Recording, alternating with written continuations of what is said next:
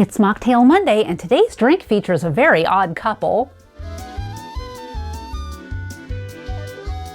Hello and welcome to Mocktail Monday at the Velveteen Lounge Kitchen.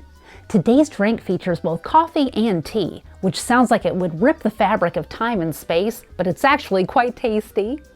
To make it, all you do is combine 2 ounces of dandelion root tea, 1/2 ounce coffee syrup, which you make by combining equal parts coffee and sugar, and 1/2 ounce fresh lime juice. Shake with ice and strain into a cocktail glass.